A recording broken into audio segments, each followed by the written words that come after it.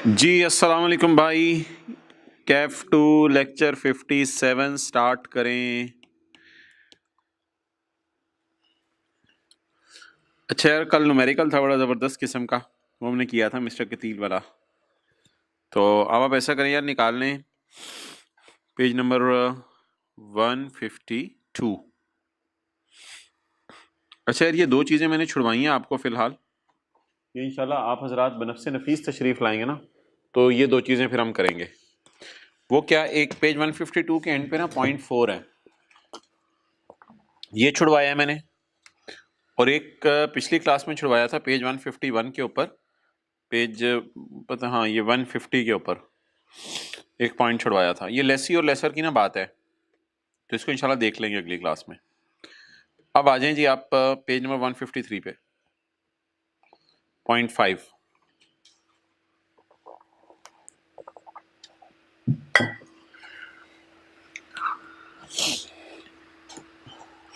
अच्छा भाई, एक कॉन्सेप्ट हमने पढ़ा था पिछली से पिछली क्लास में।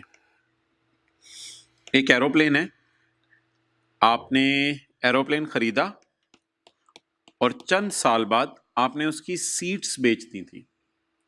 ये जो कॉन्सेप्ट था, एरोप्लेन खरीदा और उसकी सीट्स बेचती थी, ये था पूरा एसेट आपने खरीदा था, उसका एक पार्ट बेच दिया था। अब हम पता क्या करने लगे हैं, अब हम आने लगे हैं पेज 153 के टॉप पे, और आज हम ये करेंगे कि हम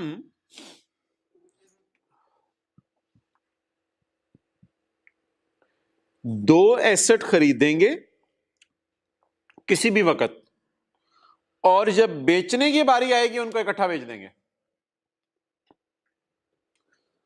उस दिन क्या पढ़ा था, एक एसेट खरीदा, उसको इस्तेमाल करते रहे, इस्तेमाल करते रहे, इस्तेमाल करते रहे, और उसकी कुर्सियां बेच दी, उसका पार्ट बेच दिया। ठीक है, आज हम कुछ और पढ़ेंगे। आज हम पढ़ेंगे दो एसेट खरीदे, उनको डेप्रिशिएट करते रहे करते रहे करते रहे करते रहे, और जब बेचने की बारी आई तो उन दोनों को ऐसे इकट्ठा रखा लिफाफे में, और लिफाफे में रख के कहा हाँ भाई कौन मेरी दोनों चीजें इकट्ठी खरीदता है, दोनों चीजों को इकट्ठा बेच दिया। अब कंसिडरेशन जो गिवन होगी वो तो दोनों की इकट्ठी गिवन होगी। अच्छा,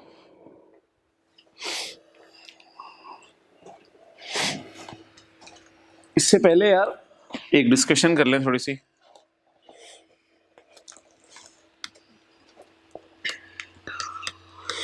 आपने अपना प्लॉट सेल कर दिया, या आप जिस घर में रह रहे थे वो आपने घर सेल कर दिया। ठीक है, तो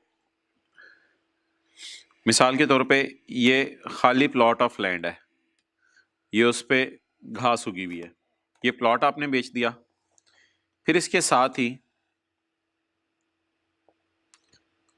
घर है जिसमें आप रह रहे थे, वो भी आपने बेच दिया। फर्ज करो आप यूरोप जा रहे हो, तो आपने ये प्लॉट भी बेच दिया, आपने अपना घर भी बेच दिया। घर में लैंड और बिल्डिंग तो दोनों चीजें इकट्ठी होती हैं। और आपकी एक दुकान भी थी, और आपकी एक दुकान भी थी। यार दुकान के बारे में ना एक बात जरा गौर से सुनना। दुकान जो है ना, दुकान ये बीच में गली है, परेशान ना होना, बीच में रोड है,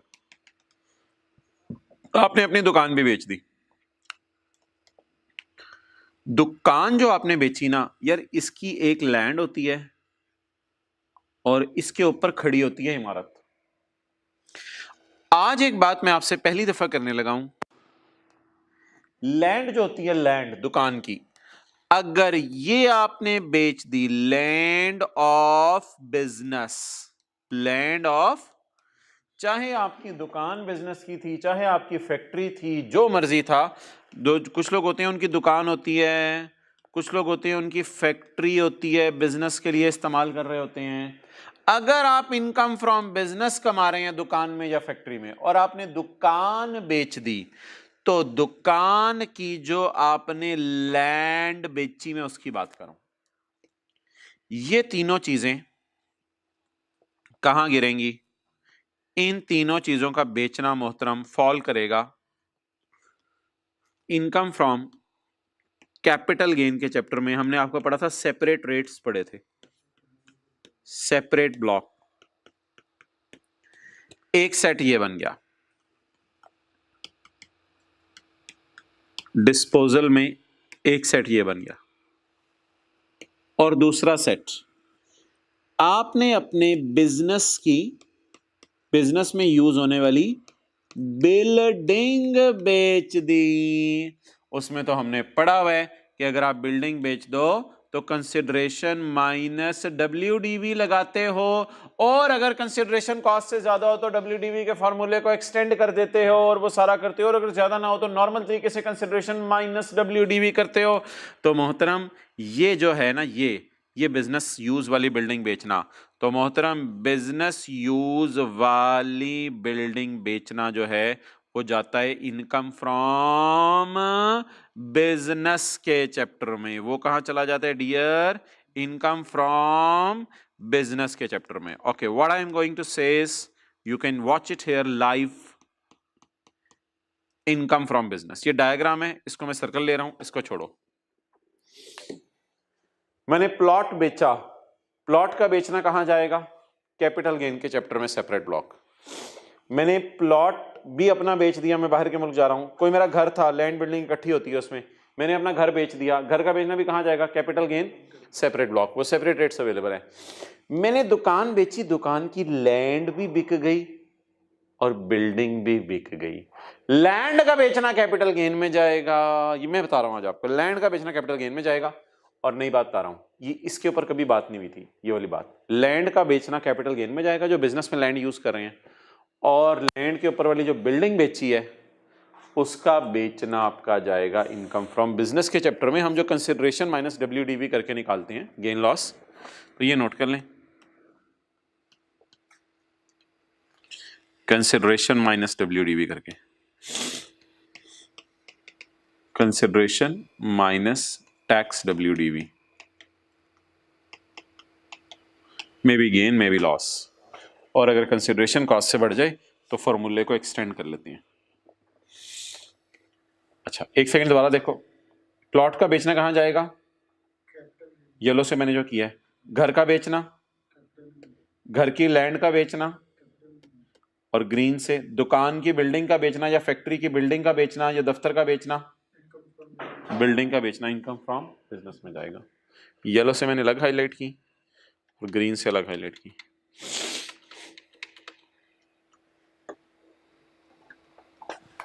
चलें जी,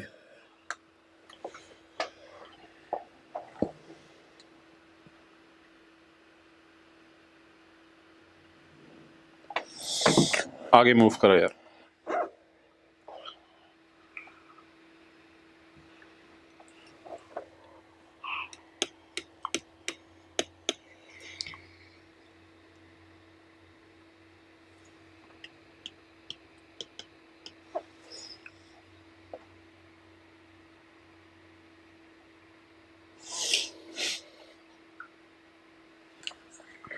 चलें, अच्छा ये तो मैंने आपको एक, अच्छा अब एक मसला आएगा ना यार, अगर आप दुकान की लैंड एंड बिल्डिंग इकट्ठी बेच दो और अगला बंदा पैसे देके चला जाए इकट्ठे, तो फिर पता नहीं चलेगा ये वाली नीचे वाली लैंड कितने की बेची, ऊपर वाली बिल्डिंग कितने की बेची। ये मसला आएगा एक, नंबर 1। नंबर 2, दूसरी बात सुनना, फर्ज करो मैं कहता हूं यार कि मैंने अपना कंप्यूटर और टेबल साथ ही बेच दिया। मैंने अम्मी से कहा अम्मी मैंने लैपटॉप लेना है, वालदा ने कहा ठीक है जी आप लैपटॉप ले लें। आपने कहा क्या करें?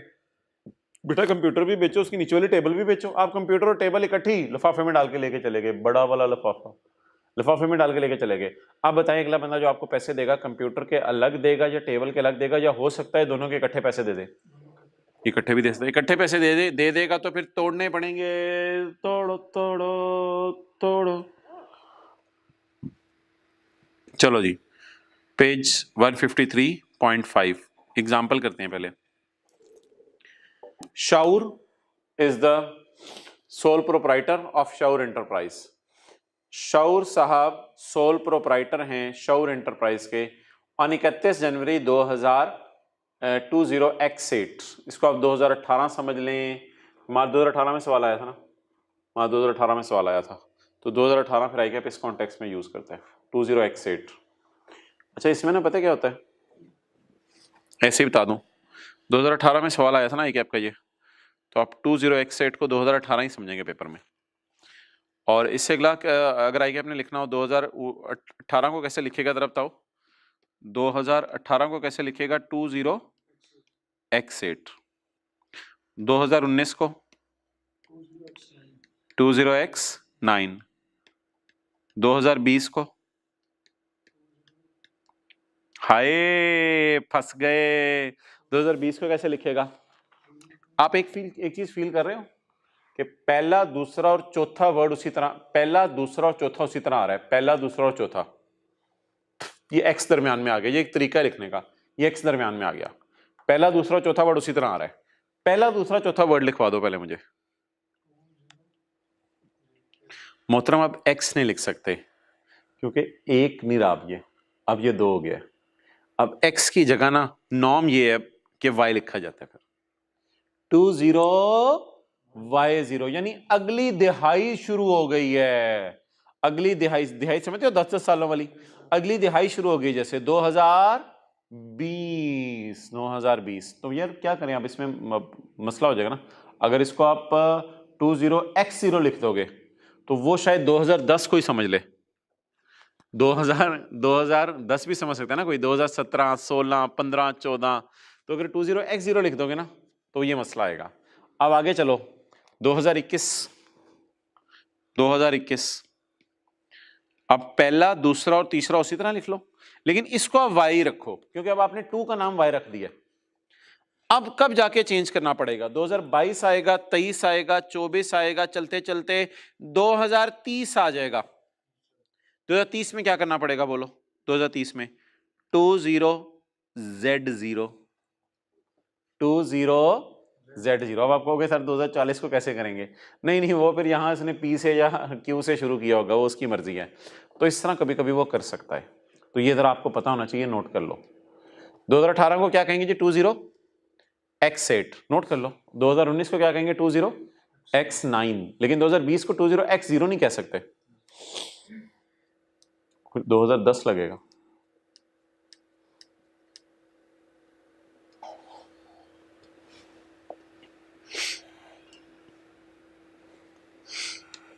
अच्छा, मैंने 1 के लिए क्या यूज किया? x। 1 के लिए x, फिर मेरा 2 आ गया तो मैंने y, फिर 2 आ गया तो, और फिर 3 आ गया तो z। Done.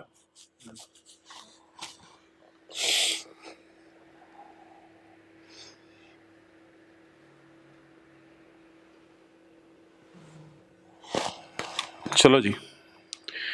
Shower is a sole proprietor of Shawar enterprise on 31 January 20x8। ये कौन सा साल बनेगा? 30 जून 18 वाला साल बनेगा ना मेरे शहजादे। इसका ईयर एंड कब होगा? 30 जून 2018। लेकिन मैं इसको 20x8 ले लूंगा ना, सही है।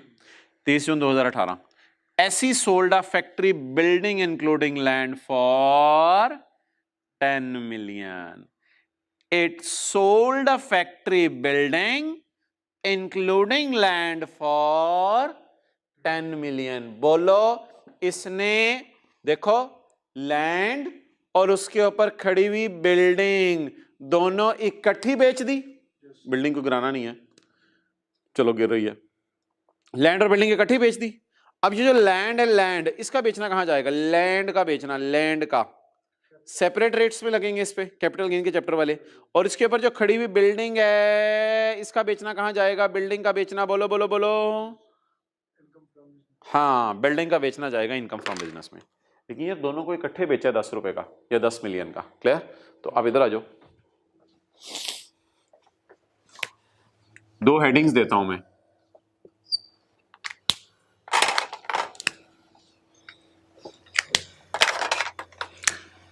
Income from capital gain separate block. Clear? इनको कैपिटल गेन सेपरेट ब्लॉक। यहां क्या डालूं मैं? डिस्पोजल ऑफ लैंड, बोलो बोलो बोलो, डिस्पोजल ऑफ लैंड। और उधर क्या डालूंगा मैं, जरा सोच के बता दो।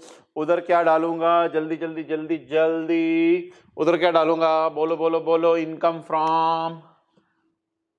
From business, income from business, normal tax regime या सेपरेट ब्लॉक, नॉर्मल रिजीम। इधर क्या चीज बेचना डालूं, डिस्पोजल ऑफ बिल्डिंग, बोलो बिल्डिंग। भाई को मैसेज मैसेज करके मार्कर मंगवा सकते हो, है कोई ऐसी टेक्नोलॉजी? नहीं? ओके। अब जी मुझे ये बताएं कि फिलहाल सवाल के अंदर जो है वो सेल प्राइस अवेलेबल है। फिलहाल सवाल में क्या अवेलेबल है, बोले सेल प्राइस अवेलेबल है। तो Shaur is a sole proprietor, on 31 January he sold a factory building including land for 10 million. Clear? तो कंसिडरेशन आती है या कॉस्ट आती है, पहले किसी को याद हो? कंसिडरेशन। अस्सलाम वालेकुम, ब्लैक मार्कर ले आए 2-3। कंसिडरेशन। अब आप मुझे बताएं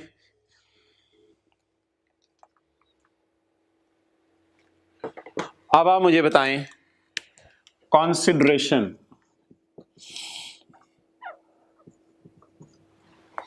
कंसिडरेशन क्या मैं 10 लिख सकता हूं? ये तो ब्लंडर है। क्यों ब्लंडर है?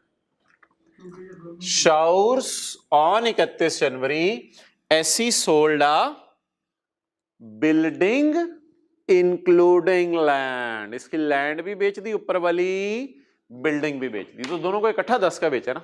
तो 10 को मैं इस तरह लिखूं या 10 को इनर कॉलम में ला के दोनों में ब्रेक करके लिखना पड़ेगा? दोनों में ब्रेक करके लिखना पड़ेगा। अब एक कैलकुलेशन का तरीका सा हमने देखा था, वो जरा मैं आपको रिवाइज करवाने लगा हूं। अगर मुझे लैंड और बिल्डिंग इकट्ठी 10 की बिक रही है, अगर मेरी लैंड और बिल्डिंग इकट्ठी 10 की बिक रही है, तो मैं मार्केट में जाके पता चलवाऊंगा। अगर मेरी लैंड खाली बिकती कितने की बिकती, और अगर बिल्डिंग खाली कोई लेता कितने की लेता, पता चल जाती है मार्केट में, डीलर्स वगैरह से पता चला लेते हैं आप। तो मैं मार्केट में जाके पता चलाऊं क्या? अभी तो मैंने दोनों इकट्ठी कितने की बेच दी, लैंड और बिल्डिंग दोनों इकट्ठी कितने की बेच दी, 10 मिलियन की। अगर मैं खाली लैंड बेचूं तो कितने की बिकेगी, ये देख लेते हैं। और अगर मैं खाली बिल्डिंग बेचूं तो कितने की बिकेगी। ये वो पैसे नहीं होंगे जो मुझे आए होंगे, लेकिन ये वो पैसे हैं जो मार्केट में मिल रहे हैं। Clear? At the time of disposal, जब हम बेचने गए, the fair value of the land and building were 3 and 5, लेकिन शायद इकट्ठी बेचने की वजह से हमें 10 मिलियन मिल गए हैं, ज्यादा पैसे मिल गए हैं। वैसे अगर अलग अलग बेचता मैं तो 3 और 5 मिलते। क्लियर? तो अब मुझे बता दो कि मैं कंसिडरेशन को तोड़ सकता हूं? जी बिल्कुल, उस दिन कॉस्ट को तोड़ा था। बोलो तोड़ो तोड़ो तोड़ो। किसको तोड़ो? किसको तोड़ो? ना ना ना, लैपटॉप आपके सामने है, प्लीज जज्बात में नहीं आना, तोड़ो तोड़ो नहीं। हाँ, किसको तोड़ो? कंसिडरेशन को तोड़ो। क्या मशवरा है आपका? कंसिडरेशन को किस बेस पे तोड़ दें? फेयर वैल्यूज की बेस पे तोड़ दें? गुड, फेयर वैल्यूज की बेस पे तोड़ेंगे। अच्छा, फेयर वैल्यूज किस दिन की अवेलेबल है? At the time of disposal. और पैसे भी बेच के किस वक्त आए हैं? At the time of disposal. तो 31 जनवरी 8 को हमें ये बेच के पैसे आ गए हैं। तो आए कितने हैं? 10। लेकिन मार्केट में अगर अलग से लैंड बेचूं तो 3 की बिकती है, अलग से बिल्डिंग बेचूं तो 5 की बिकती है। तो मुझे बता दो, ये तो मेरी कंसिडरेशन वो है जो मेरी जेब में आ गई। क्या मैं ये कह सकता हूं कि अगर मैं डिवाइड कर दूं इसे 8 से, अगर 8 आपको पसंद नहीं आ रहा तो अगर इससे मैं डिवाइड कर दूं लैंड की प्राइस 3 और बिल्डिंग की 5, और मल्टीप्लाई किससे करूं? 3 से या 5 से? जल्दी बताओ। अभी मैंने ऊपर लैंड लिखा हुआ है, तो मल्टीप्लाई किससे करूं? 3 से। आप जरा देखो, ऑलमोस्ट वही तरीका बना जो उस दिन सीखा था।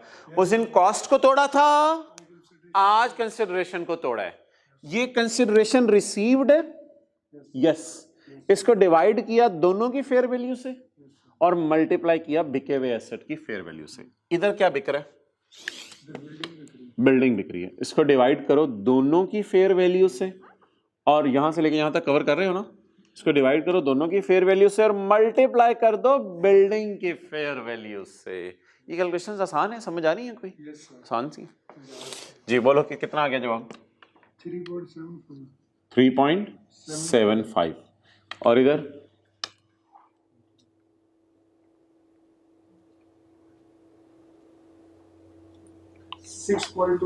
6.25। ये क्या आ गई? कंसिडरेशन। अच्छा, वैसे पता कैसे चला कंसिडरेशन को तोड़ना पड़ेगा? Sold a factory building including, अगर दोनों इकट्ठी बेच दी तो दोनों की फिर अलग अलग प्राइस हमें पता होनी चाहिए ताकि हम तकसीम कर सकें किसकी मद में कितने पैसे आए। अब 10 मिलियन मुझे टोटल आया, उसमें से 3.75 किसकी मद में आया? लैंड बेचने पे, और 6.25 बिल्डिंग बेचने पे। आगे जाने से पहले आप मुझे बता दो कि लैंड डेप्रिशिएट होती है? नहीं। तो लैंड की अब मैं ढूंढूं क्या? सिर्फ कॉस्ट। ये तो फेयर वैल्यू थी जिस दिन बेच रहे हैं उस दिन की। कॉस्ट होती है हिस्टोरिकल कॉस्ट, कितने की खरीदी थी, पता नहीं वो किस साल खरीदी थी कितने की, वो भी देखते हैं सवाल में। और इधर क्या माइनस करना है? WDV, क्योंकि आपको पता है जो बिजनेस की बिल्डिंग फैक्ट्री में यूज हो रही है, फैक्ट्री बिल्डिंग तो डेप्रिशिएट हो गई होगी, तो इसकी WDV माइनस करनी है। चलें जी,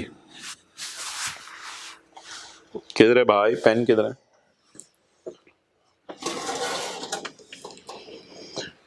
पढ़ें जी अगला। The land and building were acquired on, बोले यकम जुलाई 20x6। The land and building were acquired on यकम जुलाई, भाई मैं पेन ढूंढ रहा हूँ इस वक्त, अच्छा ये मिल गया।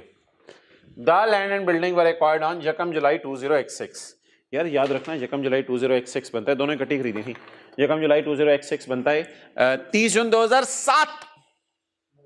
मुंगी ने मारी, बिल्कुल बिल्कुल बिल्कुल बिल्कुल, आई एम डैम श्योर ये बनता है 30 जून 2007। तुम मानो ना मानो तुम्हारी मर्जी। ओ भाई यकम जुलाई 6 है ना, 30 जून 2017 मार लो, 30 जून 2017 कर लो, वो तो मैं और बात कर रहा हूं ना। तो 30 जून 2017, और ये क्या बन गया 30 जून 2018। क्लियर? तो मुझे तो ये लग रहा है एक साल खरीद के अगले साल बेच दिए, एक साल खरीद के अगले साल बेच दिया। सोने इधर देख, ये कौन सा टैक्स ईयर है? 2017। और ये कौन सा टैक्स ईयर है? 2018। हाँ, तो एक साल खरीदी अगले साल बेच दी। तो डेप्रिशिएट कितने साल अभी हुई होगी? एट अ कॉस्ट ऑफ, देख लेते हैं, at a cost of 2 million. Land कितने की खरीदी थी? 2 मिलियन की। और बिल्डिंग, ये शुक्र है दोनों अलग अलग अवेलेबल है। तो मुझे बता दो लैंड की कॉस्ट कहां से माइनस कर दूं, जो पहली वाली वर्किंग कर रहा हूं या दूसरी वाली? बोलो बोलो, लैंड की कॉस्ट कहां माइनस कर दूं, पहली वाली वर्किंग में से, दूसरी वाली वर्किंग में से? पहली वाली वर्किंग में से। तो लैंड की प्राइस बताओ, हिस्टोरिकल कॉस्ट जितने की खरीदी थी 2 मिलियन की। तो लैंड के बेचने पे देख लेते हैं गेन आया या लॉस, सोल्यूशन ही देखना साथ साथ। कितना आया gain? 1.75। It is the gain on the disposal of land. इधर आ जाओ, आगे चलें। द टैक्स WDV, अच्छा बिल्डिंग खरीदी कितने की थी? 6 मिलियन की। The tax WDV of the building at the time of disposal was 5.4। जब बेचने जा रहे थे तो बिल्डिंग की WDV की कितनी थी? 5। जब डिस्पोजल के वक्त की WDV दी हो तो निकालने की जरूरत है या बस जो दी हुई है उसी को यूज कर लें? जो दी हुई है उसी को यूज कर लें या निकालने की जरूरत है? जो निकालेंगे क्यों? WDV गिवन है। The WDV at the time of disposal was 5.4।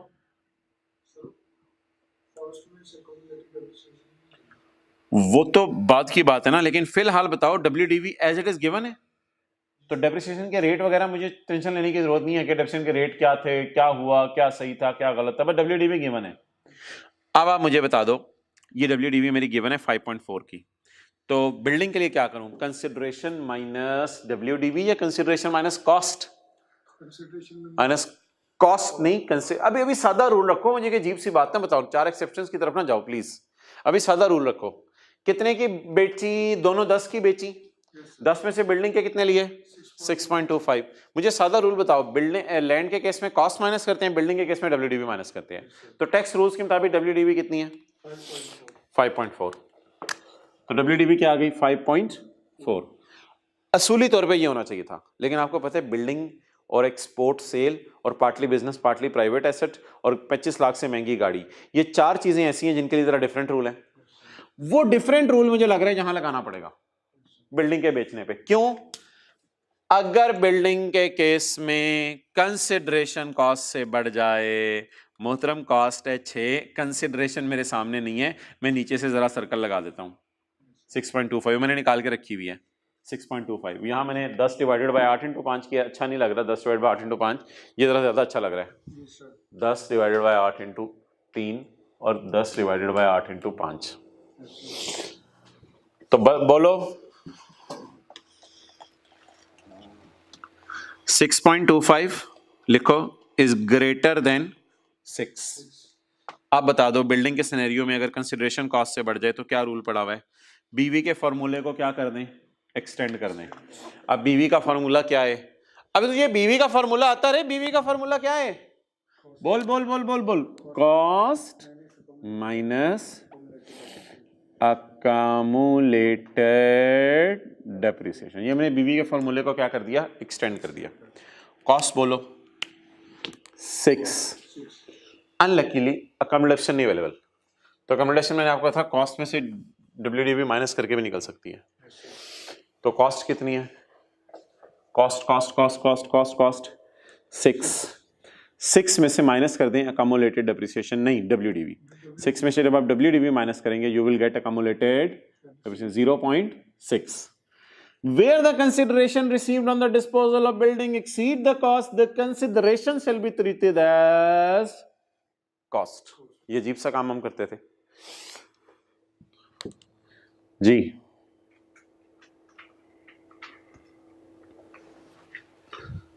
$5.65 और इसको माइनस करो,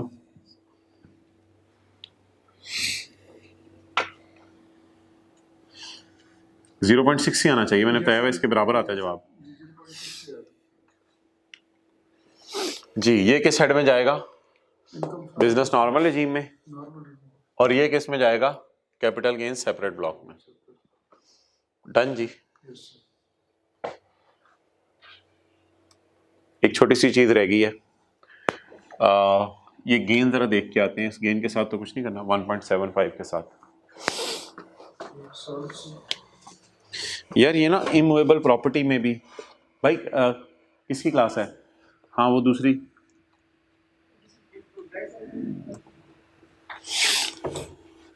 हाँ जी बोलो। एक मसला आपसे शेयर कर रहा हूं मैं। मसला ये शेयर कर रहा हूं कि एक ना मसला है क्या, जब भी डिस्पोजल ऑफ इमूवेबल प्रॉपर्टी होती है ना तो जरा कैपिटल गेन के चैप्टर में जाके नजर माराया करो। If I come in capital gain chapter, then guys, I will watch this. Page number 221 है मेरे ख्याल से, देख लेना, पता नहीं मेरे पास कोई और सफा ना हो। पेज 221 नहीं है?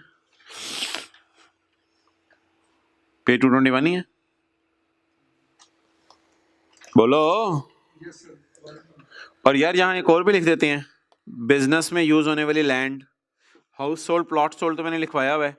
बिजनेस में यूज होने वाली लैंड, चाहे वो फैक्ट्री में यूज हो रही हो, चाहे वो शॉप में यूज हो रही हो, लैंड नहीं लैंड नहीं लैंड नहीं लैंड, हाँ हाँ लैंड, बिजनेस में यूज होने वाली लैंड, क्योंकि बिजनेस में यूज होने वाली बिल्डिंग तो बिजनेस के चैप्टर में जाएगी ना। तो ये एक चीज और आप डाल दें यहाँ पे, हाउस की सेल और प्लॉट की सेल तो मैंने बताई है उधर आपको। अच्छा यार अब जरा आके देखो, आपको पता है टैक्स निकालना, मैं टैक्स नहीं निकाल रहा, सवाल ने टैक्स नहीं मांगा हुआ, सवाल ने गेन मांगा हुआ है। गेन में तो होल्डिंग पीरियड देखना पड़ेगा।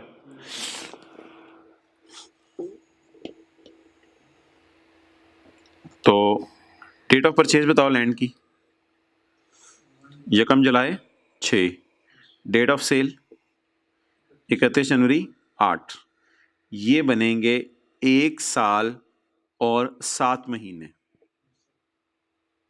चेक कर लो, यकम जुलाई 6 से गिनो या यकम जुलाई 16 से गिनो, जैसे भी आप गिनना पसंद करो।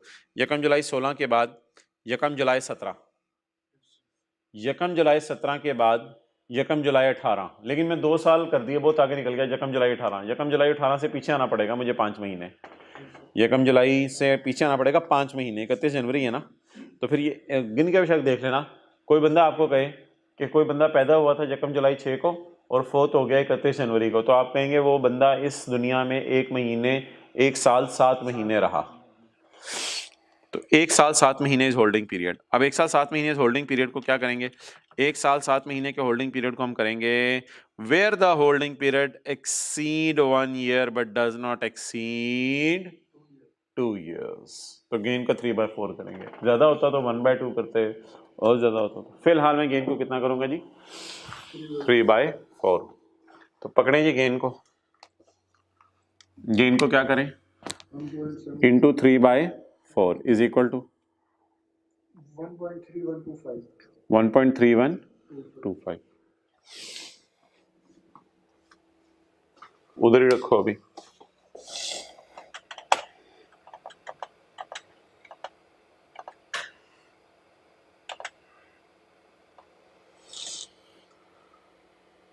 सॉल्यूशन में मैंने राउंड करके 1.31 लिखा हुआ है।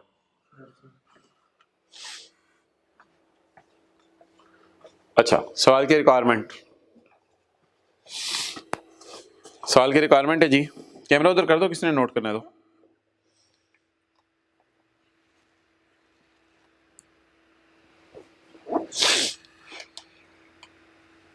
चलो आ जाओ यार, सवाल की रिक्वायरमेंट पढ़ो।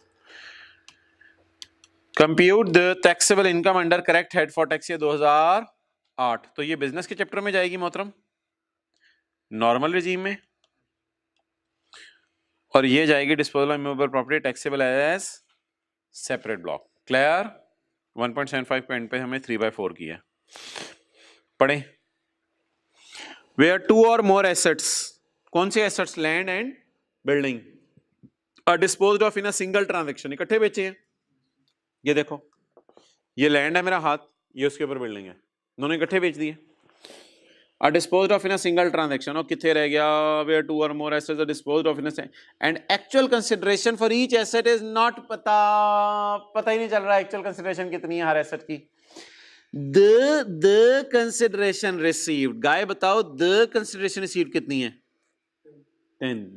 10, the shall be a portion between asset disposed of in proportion to their respective fair values, in proportion to their at the time of sale लिख लो, ट्रांजेक्शन से मुराद at the time of sale, sale के वक्त जो उनकी fair values थी उन पर आपने इनको लेके आना है। क्लियर। सेल के वक्त इनकी फेयर वैल्यूज क्या थी, सेल के वक्त इनकी फेयर वैल्यूज थी ये, बेचा वैसे कितने का, 10। अच्छा, वो जो उस दिन पढ़ा था ना, उस दिन हमने कॉस्ट को तोड़ना था, और कॉस्ट को तोड़ना था डेट ऑफ परचेज की फेयर वैल्यूज पे, और इधर कंसिडरेशन को तोड़ना है डेट ऑफ सेल की फेयर वैल्यूज पे। तो लिखिए जरा 0.5 के साथ, कंसिडरेशन को तोड़ना है डेट ऑफ सेल की फेयर वैल्यूज पर, डेट ऑफ सेल की फेयर वैल्यूज की बेस पर। यहां लिखो, कंसिडरेशन को तोड़ना है डेट ऑफ सेल की फेयर वैल्यूज की बेस पर।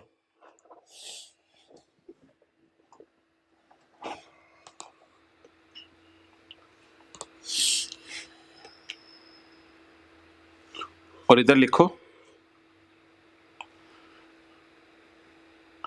ये जो पेज 151 का टॉप है, 152 का टॉप, इधर लिखो कॉस्ट को तोड़ा था, कॉस्ट को तोड़ा था डेट ऑफ परचेज की फेयर वैल्यूज की बेस पर। क्वेश्चन 6, और ये असल में बना था सेक्शन 76 का पॉइंट नंबर 7।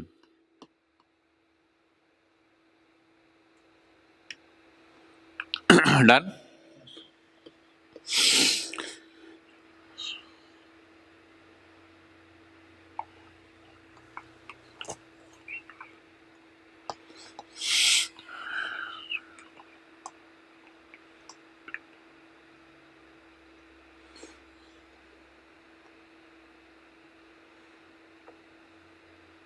ये सेक्शन है पेज 153 पे, सेक्शन 75A। इसको पढ़ते हैं, ख़त्म करते हैं, फिर ना आप लोगों का मैं इंतज़ार करूँगा इंशाल्लाह। सेक्शन 19 इकट्ठे करेंगे, स्पेकुलेशन बिजनेस। सेक्शन 75A यार ये कॉन्सेप्ट है, आपने ना 15 जनवरी 21 को अपना घर बेचा है कराची वाला।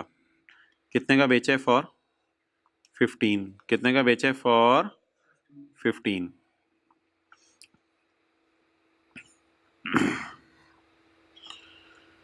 तो मुझे ये बता दो, on 15 January A sold a house for 15 million, consideration, cost और गेन। कंसिडरेशन बता दो कितनी है? 15 million. Done. He had purchase this house in July 2020। जुलाई 2020 में लिया था इसने। यार मुझे तो फील हो रहा है इसी साल लिया था। खुदा के लिए ऐसा ना करना यार, मान जाओ इसी साल लिया था, इसी साल लिया था और इसी साल बेच दिया। जुलाई 20 में लिया था। जुलाई 20 में का मतलब है 1 जुलाई 20 को हमारा साल शुरू हो चुका हुआ है और 30 जून 21 को वो ख़त्म होने है। तो इसी साल खरीदा, इसी साल बेच दिया। ये डेट ऑफ परचेज भी 21 के टैक्स ईयर की है और डेट ऑफ सेल भी 21 के टैक्स ईयर की है। और ही परचेज कितने का किया था इसने? 19 मिलियन का, out of which 6 million was paid in cash. यार ये एसेट्स को कैश में खरीदना लॉ मेकर डिस्करेज करता है। सर एसेट्स को भी कैश पेमेंट में नहीं खरीद सकते? हाँ हाँ, एसेट्स को भी कैश पेमेंट में नहीं खरीद सकते। कैश ट्रांजैक्शंस लॉ मेकर को इतनी नापसंद है जितनी आपको क्या चीज नापसंद नहीं है? अच्छा, कैश पेमेंट्स लॉ मेकर को पसंद नहीं है। अब बोलो, मैंने जिस वक्त जुलाई के अंदर सोच के बताना, होश से बताना, होश के नाखून लेके बताना, ये है मेरा tax year 2021।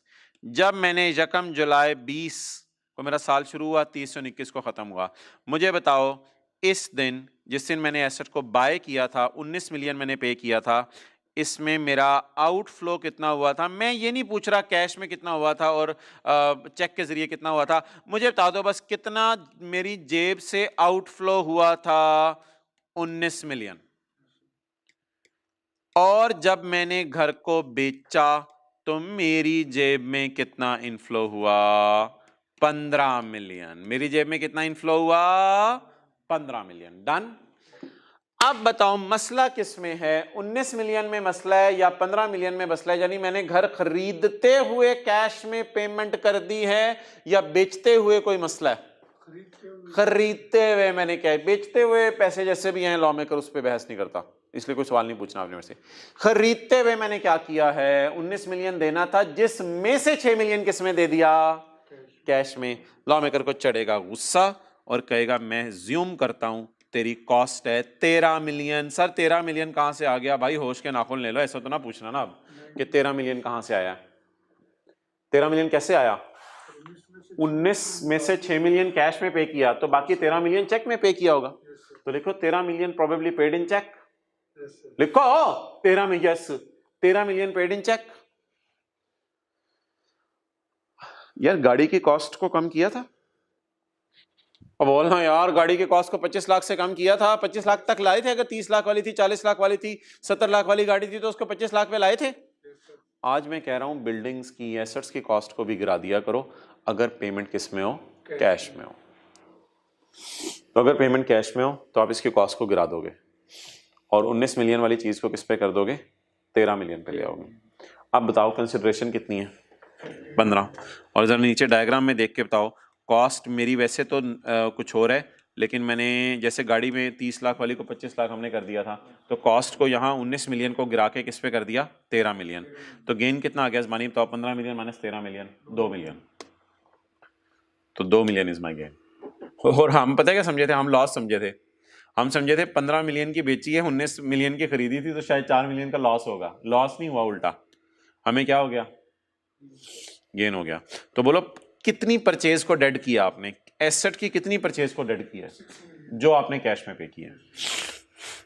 Further mister A will also have to pay penalty of 3 lakh. यार आपने ना 3 लाख की पेनल्टी भी हुकूमत को पे करनी है। सर ये कहाँ से आ गया? यार कितना कैश पे किया? 6 मिलियन पे 5% है। ये 5% वैसे पेनल्टीज का रेट आपके सिलेबस में होना नहीं चाहिए था। मैं प्रिंसिपली डिसएग्री करता हूँ। पेनल्टीज के रेट आप कहाँ याद करेंगे? चलें, एक पेनल्टी पूरे लॉ में ऐसी है जिसका रेट आपके सिलेबस में दिया हुआ है। पेनल्टी कितने % आपको पे करनी पड़ेगी? 5% जुर्माना। किस प्राइस पे? जो कैश में पे की। तो आपको एक तो उधर से भी डज लगी, आपका गेन जो है वो हैवी हो गया, और दूसरा आपको एक जुर्माना हुकूमत को 3 लाख रुपए का पे करना पड़ेगा। Okay. If immovable property having fair value, if immovable property having fair value, ये घर था ना, इसलिए मैंने इसको डेप्रिशिएट वगैरह नहीं किया था, ये डिस्कशन नहीं की थी मैंने। बिजनेस की बिल्डिंग को डेप्रिशिएट करते हैं ना, घर को तो नहीं करते। If immovable property having fair value, fair value ना कई दफा एफबीआर निकाल देते हैं, कई दफा उस इलाके का डिप्टी कमिश्नर निकाल देता है। अक्सर जगहों पे आजकल एफबीआर ने बताई हुई है, लेकिन किसी जगह एफबीआर ना बताए तो उस इलाके का डिप्टी कमिश्नर बता देता है। The if immovable property having a fair value greater than 5 million, जिस immovable property की fair value क्या हो?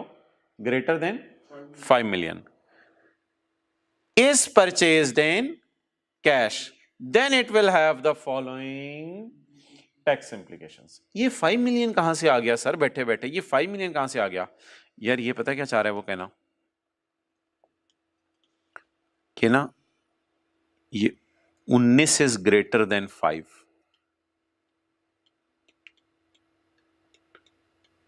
19 is greater than 5, जिसकी purchase price is greater than, क्या लिखा हुआ है पढ़ो, इफ द फेयर वैल्यू, खरीदते हुए फेयर वैल्यू होगी ना, if immovable property having fair value greater than 5 is purchased in, हमारी फेयर वैल्यू तो ग्रेटर देन 5 थी, हमारी फेयर वैल्यू तो 19 मिलियन पे पहुंची हुई थी। खरीदते हुए की बात कर रहा हूं मैं, फेयर वैल्यू। तो खरीदते हुए अगर आपकी फेयर वैल्यू 19 मिलियन से ज्यादा है और आपने वो पेमेंट कैश में कर दी है तो ये जुर्म है। अच्छा, लेकिन अगर ऐसे होता, खरीदते हुए मेरी प्रॉपर्टी होती 4 मिलियन की,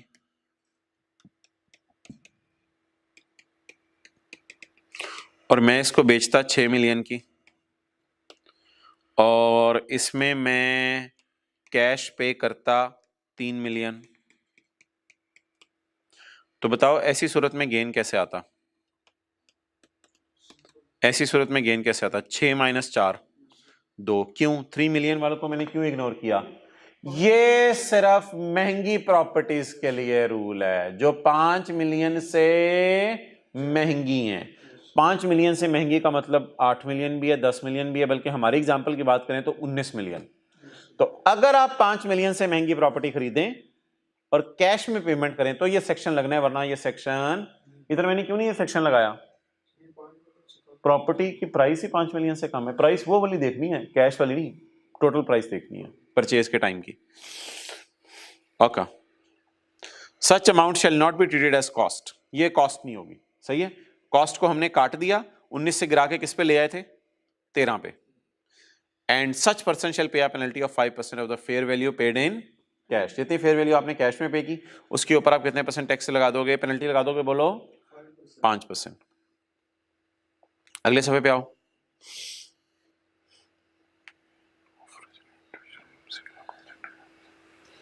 यार ये ना, इसका ऊपर से कोई ताल्लुक नहीं है, ये अलग चीजें हैं, ये बिल्कुल अलग चीजें हैं, अलग अलग पॉइंट्स हैं, इनका ऊपर वाले पॉइंट से कोई ताल्लुक नहीं है।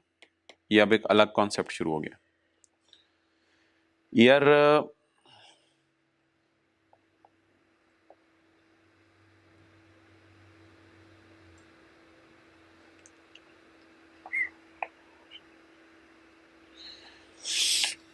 लोगों को ना बड़ा गुस्सा चढ़ा था कैपिटल गेन के चैप्टर में।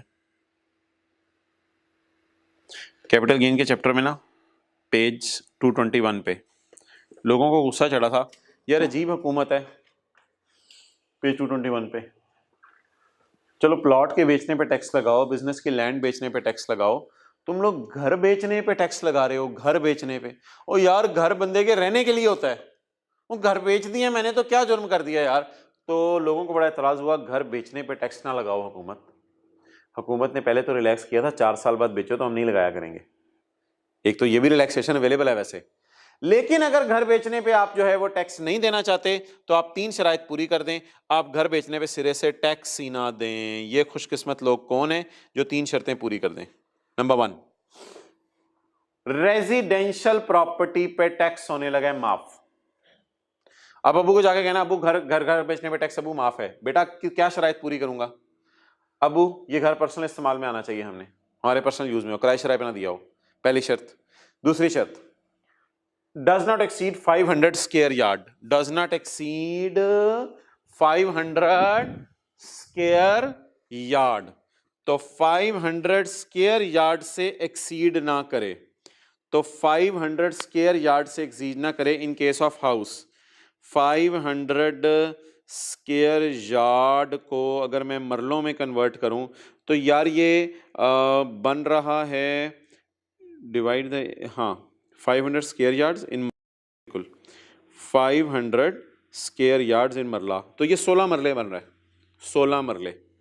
तो 16 मरले को तकरीबन 2 कनाल के करीब भी कहते हैं शायद, 16 मरले चलो बन रहा है। तो छोड़ो परे 16 मरले से हमें क्या करना, ऐसे जरा आपके जहन में बता रहा था, अक्सर घर 5 या 10 मरले के होते हैं, आपने देखा होगा, या कनाल के होते हैं। तो ये 16 मरले का घर है।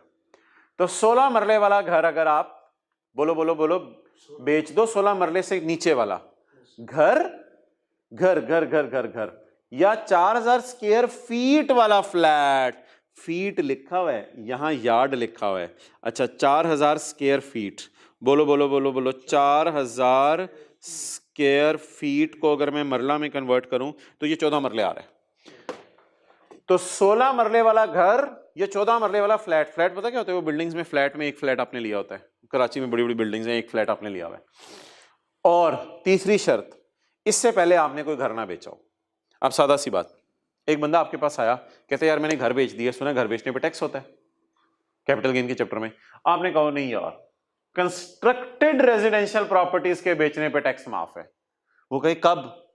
आप कहो यार 3 शराइत पूरी कर दो। नंबर 1, ये घर आपके जाती इस्तेमाल में है जी, ये घर आपका 500 स्क्वायर यार्ड से कम है जी, अगर आपका फ्लैट है तो 4000 स्क्वायर यार्ड से कम है जी, और तीसरी शर्त, ये तीनों शर्तें पूरी होना जरूरी है, इससे पहले तो कोई घर नहीं बेचा। उसने कहा हाँ इससे पहले कभी नहीं बेचा। अगर ये तीनों शर्तें पूरी हो जाए तो घर बेचने पे चाहे घर आप 6 महीने बाद बेच दो, ये वाला टेबल नहीं लगेगा और सारा गेन क्या हो जाएगा? एग्जेम्प्ट हो जाएगा। क्लियर? ये कौन सा पेज है? Page number 221। तो यहां लिखो, यहां लिखना, देखो पेज 221 वाला टैक्स रेट नहीं लगेगा, पेज 221 वाला टैक्स रेट घर बेचने पे नहीं लगेगा, पेज 221 वाला टैक्स रेट घर बेचने पे नहीं लगेगा अगर ये 3 शराइत पूरी हो गई, अगर ये 3 शराइत पूरी हो जाए। क्लियर? अच्छा यार, इसी तरह कुछ प्रॉपर्टी वगैरह लोग बेचते हैं अपनी, प्रॉपर्टी में लिख लो घर, प्रॉपर्टी को घर बेचते हैं अपना। कोई बंदा शहीद हो गया, उसके बीवी बच्चों ने घर बेच दिया तो वो भी माफ है, इस पे भी टैक्स नहीं लगेगा। कोई बंदा शहीद हो गया, आर्मी में था, शहीद हो गया, उसके बीवी बच्चों ने घर बेच दिया तो इनको टैक्स माफ कर दो, चाहे इन्होंने पहले भी घर कोई बेचा हो, उससे कोई फर्क नहीं, इनको बस टैक्स माफ करो। बेचारा शहीद हो गया तो माफ कर दो। या फिर कोई पीएफ का एम्प्लॉई है, फेडरल गवर्नमेंट या प्रोविंशियल गवर्नमेंट का एम्प्लॉई है और वो मर गया है और फिर उसके घर वालों ने घर बेच दिया कि यार चले गए आप कहीं और जाकर रहते हैं, तो घर वालों ने घर बेच दिया तो उनके बेचने पे भी टैक्स क्या है? माफ है। तो ये एक स्पेशल सा बेनिफिट है, इसकी कोई इतनी इंपॉर्टेंस नहीं, ये जरा थोड़ी सी जानदार बात थी।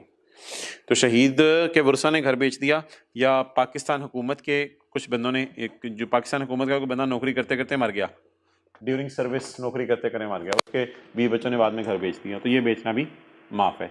इसमें ये वाली 3 शराइत भी पूरी होना जरूरी नहीं है, चाहे घर 600 स्क्वायर यार्ड का ही हो फिर भी माफ है। तो आम लोगों के लिए ये रूल है, आम लोगों के लिए ये रूल है और ये फिर उनके लिए है। लेकिन ये दोनों एग्जेम्पशंस मेरा नहीं, कार्ड टेस्ट करता है, बस आप हमेशा घर बेचने पे टैक्स लगाया करना नॉर्मल तरीके से। ये दोनों एक्सेप्शंस पेज 220 था, पेज 220 की है ना, पेज 220 वाले टेबल नहीं लग रहे ना इन पे। ओके, सेक्शन 19 फारिग करें, सेक्शन 113 भी फारिग करें। अच्छा भाई, अब आपके ना आज मैं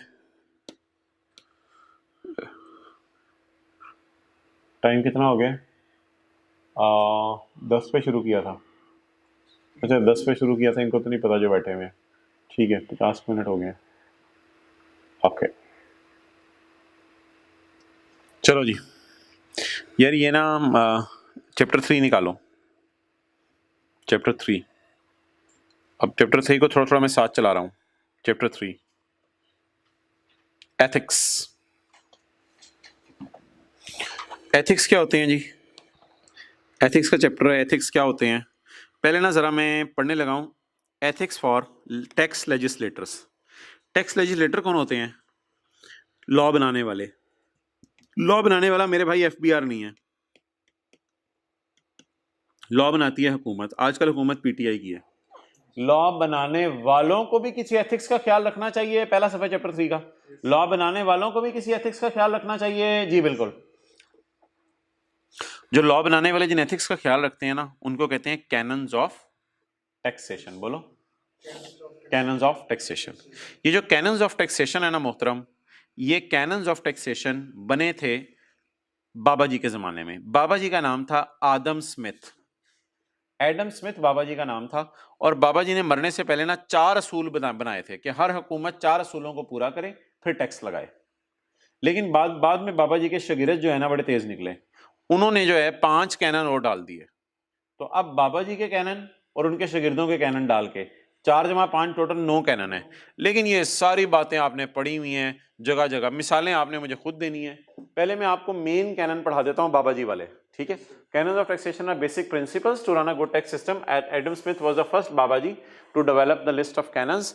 लेटर ऑन सम न्यू शतुंगड़े were added. These canons help tax बनाने वालों, टैक्स लेजिस्लेटर्स कौन होते हैं? Government, in constituting a good tax. मैंने कहा कोई याद करने के लिए भी नहीं होना, सुबह के लगे हुए कोई याद करने के लिए 2 लाइनें पढ़ी हैं अभी तक, कोई याद करने के लिए भी कुछ होना चाहिए। अच्छा, original and main canons of taxation discussed in the famous book the कोमो के पैसे, वेल्थ ऑफ नेशंस। सबसे पहले canon of equity. Canon of equity क्या है? लिख लो, टेबल 1 और 2। कैनन ऑफ इक्विटी क्या मतलब है इसका? बोलो। जितनी इनकम बढ़ेगी उतना ज्यादा टैक्स देते हैं। बाबा जी ने कहा ये असूल होना चाहिए। बड़े बाबा जी जबरदस्त हैं आप। This principle says that a person who earns more should pay more. Table 1 और 2 लिख लिया इसकी मिसाल। To the government as compare to a person who earns less. As a result person earning high should pay the tax at a higher rate as compare to a person who is earning less. अगर ये cannon नहीं होगा तो फिर पैसे के distribution में मसला आएगा। Canon of certainty. अच्छा मुझे ये बताओ कि टैक्स कितना जमा कराना होता है आपने, ये डाउटफुल है या क्लियर है हमारे लॉ में? सोच के बताओ। बहुत क्लियर है। ज्वेलरी का बेचना कहाँ जाता है, होल्डिंग पीरियड में क्या करना होता है, क्या चीज अदर सोर्स में जाती है, क्या प्रॉपर्टी में जाती है, ये चीजें हमारे लॉ में सर्टेन है या अनक्लियर है? सर्टेन का ऑपोजिट लिख लो, अनक्लियर। तो हमारा लॉ बोलो सर्टन है या अनसर्टन है? अनसर्टन नहीं है, हमारा लॉ सर्टन है। The tax that a person is going to pay should be certain. Everything should be made clear, simple. It ensures that taxpayer should have full knowledge about the amount of tax payment, mode of payment and the due date. Due date 30 सितंबर है, लिख लो, ये मैं पढ़ाऊंगा किस chapter में।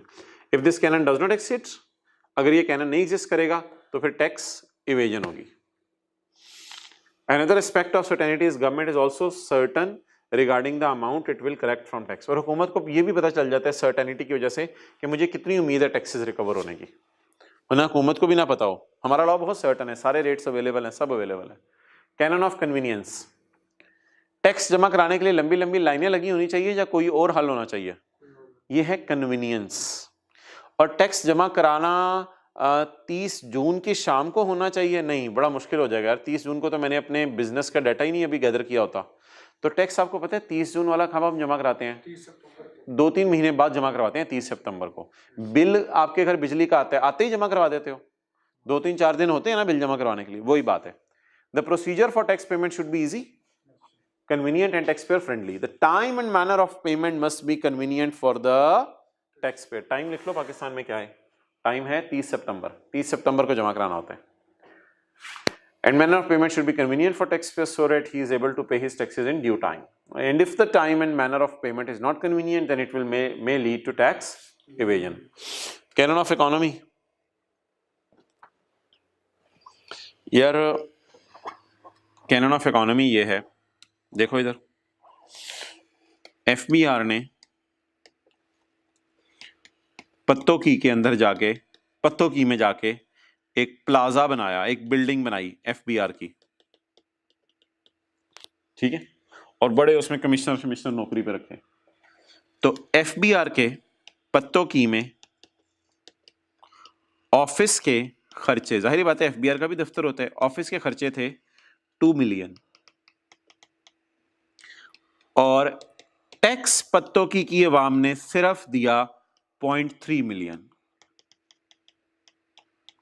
अब बोलो गड़बड़ होगी, क्या गड़बड़ होगी? हमने पत्तों की में इस उम्मीद से गए थे कि पैटो की तो पैटो की होगा, जबरदस्त हो गए वहां पे काम, लोग टैक्स देंगे, तो हमने जाके दफ्तर खोल लिया उधर अपना, दफ्तर के खर्चे मिला मिलू के 20 लाख पड़े और पत्तों की वालों ने टैक्स दिया हमें सिर्फ 3 लाख। हम कहेंगे यार ये क्या फायदा हुआ? मेरे ख्याल से यहाँ कैनन ऑफ इकोनॉमी वायलेट हो रहा है, एग्जिस्ट नहीं कर रहा, ये इकोनॉमिकल नहीं रहा। इसको क्या कहते हो आप उर्दू में? वारे वारे नहीं, क्या कहते हो? वारे नहीं पड़ा, इस किस्म का लफ्ज बोलते हो। अच्छा, वारे नहीं खाया, आपको ये सूट नहीं किया, इसको आप इंग्लिश में कहते हो ये सूट नहीं किया आपको। तो यहां ना लिख लो इकोनॉमी वायलेट हो रही है, ये इकोनॉमी का जो कैनन है वो वायलेट हो रहा है, वायलेट हो रहा है, कंप्लाई नहीं हो रहा। इकोनॉमी वाला कैनन वायलेट हो रहा है, जो मैंने आपको मिसाल लिख के दी है। टैक्स आपको कितना मिला? सिर्फ 0.3 मिलियन, लेकिन एफबीआर के दफ्तर के खर्चे कितने थे? तो आपको तो उल्टा लेने के देने पड़ गए। The canon of economy state that cost of collecting tax should be as minimum as possible. What is the cost of collecting tax? अच्छा, what is the tax collected? ये बताओ, what is the tax collected? 0.3. And what is the cost of collecting tax? 2 million. 2 million is called as cost of collecting tax. 2 million is cost of collecting tax. चलो जी, the canon of stated cost of collecting tax should be as minimum as possible. The cost of taxing collect should be lower than tax received. लेकिन इधर तो higher है। The cost of collecting lower होनी चाहिए, खर्चे कम होने चाहिए, लेकिन तो ज्यादा ही। आगे, the purpose of collecting taxes is to generate revenue for government. If canon of economy isn't applied, the collected amount will not be sufficient for government. अब इन पैसों का चार्ट डालना है 0.3 मिलियन का हुकूमत ने, नुकसान करके आ गई है। क्लियर? आगे चलें।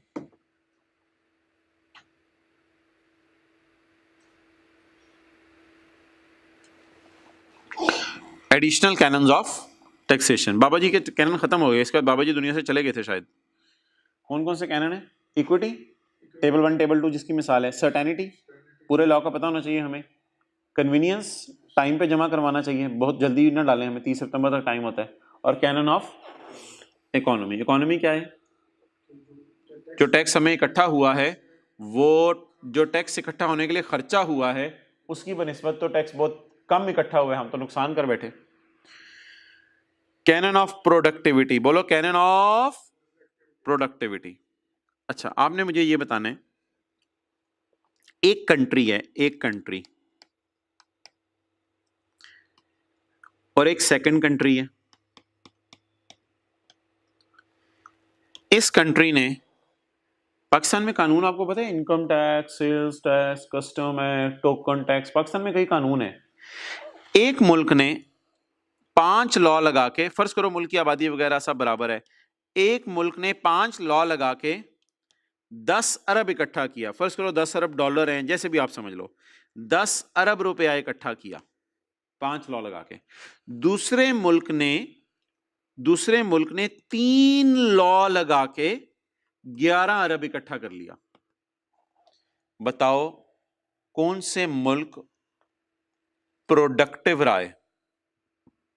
बोलो कैनन ऑफ प्रोडक्टिविटी, कौन सा मुल्क प्रोडक्टिव रहा है?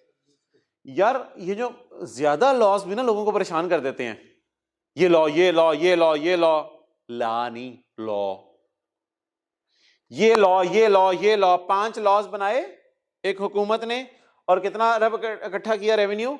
10 अरब। दूसरी हुकूमत ने 3 लॉ बनाए, कितने अरब इकट्ठा किया revenue? 11 Arab. It says that there should be fewer taxes, there should be fewer taxes with larger revenues rather than more taxes with lesser amount of revenue. तो यहां ना fewer taxes से मुराद है fewer tax laws, कम tax laws होने चाहिए और revenue क्या इकट्ठा होना चाहिए ज्यादा, rather than more taxes with lesser amount of revenue. It is better to impose only those taxes, ये बेहतर है, it is better to impose only those taxes that are able to produce the larger return. Note कर लो. More taxes tend to create panic. ज्यादा law हो ना मुल्क में तो आप भी परेशान हो जाते हो, दीवारों में टकरे मार रहे होते हो, यार मुझे नहीं समझ आ रहा इस मुल्क का लॉ.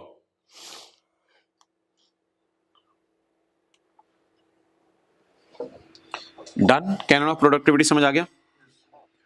प्रोडक्टिव लॉ वैसे किस कंट्री का है आपने लिख लिया? प्रोडक्टिव कंट्री 2 का है.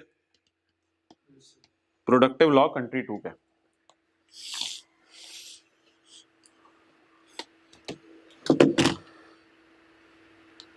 ओके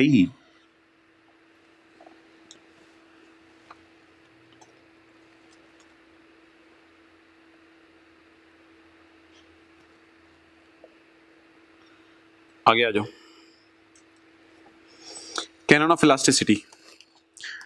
यार मुझे याद है जिस जमाने में हमने सीए शुरू किया था, कोई 2003 की बात है शायद, उस वक्त डिविडेंड का टैक्स रेट था 10%. डिविडेंड पे टैक्स रेट कितने परसेंट था? और शायद 2010 में पता नहीं रेट हो गया था 12.5%. लेकिन आजकल 2021 में डिविडेंड का टैक्स रेट क्या चल रहा है? 15%. तो मेरे ख्याल से पेपर के लिए न्यूमेरिकली हमारे लिए सिर्फ कौन सा इंपॉर्टेंट है? 15%. ये तो मैंने आपको हिस्ट्री की बातें बता दी. बहुत पहले पुराने पाकिस्तान में नवाज शरीफ के ज़माने में टैक्स रेट होता था, बल्कि मुशर्रफ के ज़माने में शायद 10% रेट होता था डिविडेंड का. अब बहुत बढ़ गया हुआ है. इसे कहते हैं इलास्टिसिटी. क्या? अगर हमारे लॉ में इलास्टिसिटी ना होती तो फिर हम इसको कैसे बढ़ा सकते? हमारा लॉ इलास्टिक है. इलास्टिक का क्या मतलब है? बस डिविडेंड का रेट 10% है, हिल नहीं सकता कभी भी, क़यामत तक डिविडेंड का रेट 10% लेगा. हमारा लॉ ऐसा तो नहीं है पाकिस्तान का. हुकूमतें चेंज करती रहती हैं लॉ. समझ आ गई बात? तो इसका मतलब है डिविडेंड का टैक्स इलास्टिक है. ये इलास्टिसिटी की मिसाल. Taxes imports should be elastic, that is they can be increased, can be according to demands of government. If the tax is elastic in nature, government can easily increase the revenue.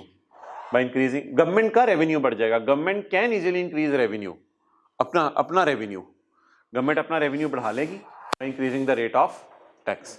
N example can be income tax. Income tax dividend के ऊपर, income tax on dividend, income tax on dividend, यहाँ लिख लो on dividend, which is considered very much ideal in accordance with the canon of elasticity. Income tax, बल्कि table 1 और 2 भी बदलते रहते हैं, ये नोट कर लो. इलास्टिक टैक्स,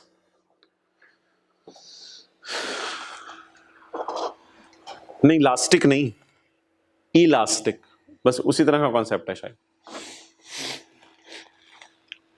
यार ये बच्चों ने ये जो शतूंगड़े हैं इसके, इन्होंने सही कैनन्स बनाए हैं. चलो पढ़ो आगे. Cannons of flexibility, canon of flexibility.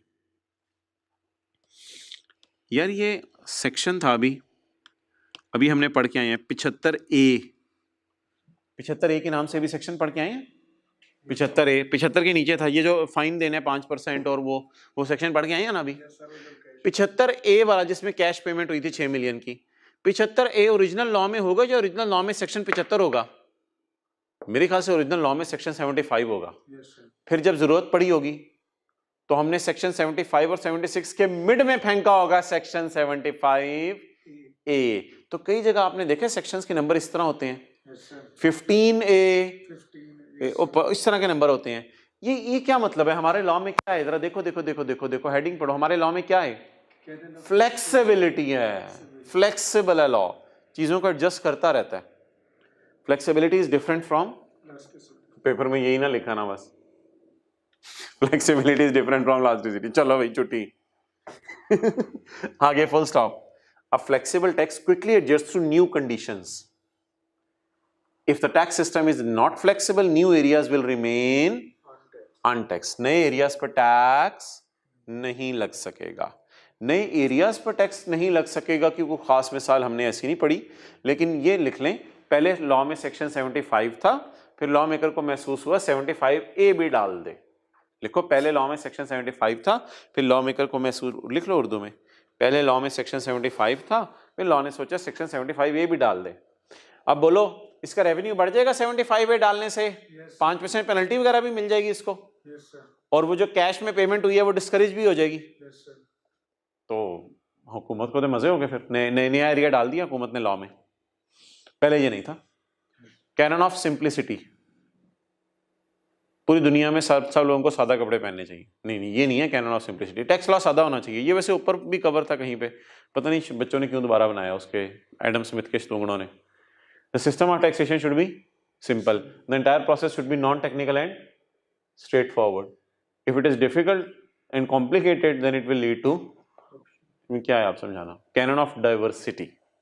ये बड़ा खूबसूरत है यार, कैनन ऑफ डाइवर्सिटी.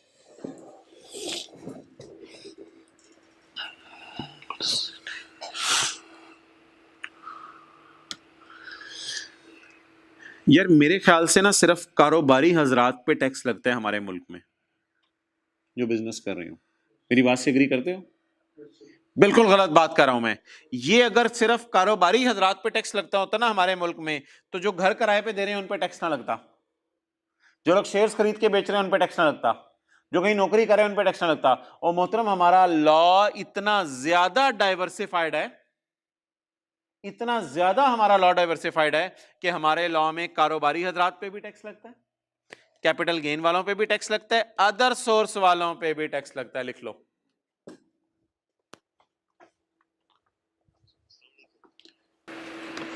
जी हजरात, तो हमारा लॉ सिर्फ बिजनेसमैन से टैक्स ले रहा है या डाइवर्सिफाइड लोगों से? It says that government should collect tax from different sources. Different sources की मिसालें दो. कारोबारी लोगों से ले ले, तनख्वाह वालों से ले ले, शेयर बेचने वालों से ले ले. इस तरह होता है कि पता क्या है कि अगर कभी कारोबार लोगों के गिर भी रहे हैं ना, तो तनख्वाह वाले टैक्स दे देंगे, या शेयर्स बेच के लोग टैक्स दे देंगे, या घर किराए पे देने वाले टैक्स दे देंगे, rather than relying on a single source. Single source क्या होती है? सिर्फ कारोबारी लोगों से टैक्स लेते हैं हम, ये तो गलत था. If government relies on a single source, single source क्या है? बिजनेस या सैलरी. सिंगल सोर्स पे हुकूमत रिलाई नहीं करती. It can be harmful for economy. Done, over. चलें जी, इतना काफ़ी था यार चैप्टर 3. अब आप हजरात एक काम कर लें और थोड़ी देर बाद मिलते हैं. वो काम आप हजरात ने ये करना है कि एक बाजी हैं जिनका नाम है बीना सिकंदर. वो है क्वेश्चन 19, चैप्टर 19 का. क्वेश्चन 19 नहीं है यार, ढूंढ सवाल कौन सा है. क्वेश्चन नंबर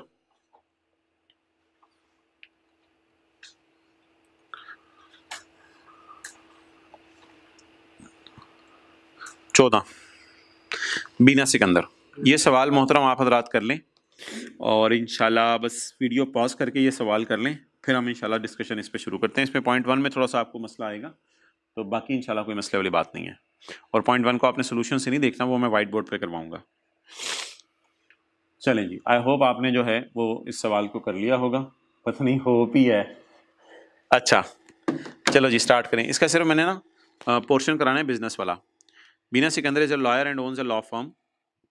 यार ये लॉयर है और लॉ फर्म ओन कर रही है, तो बताओ ये बिजनेस है इसका या ये सैलरी कमा रही होगी? Owns a law firm, business है इसका ये. Under the name Beena and company. She is also director legal affairs at Ayesha foods.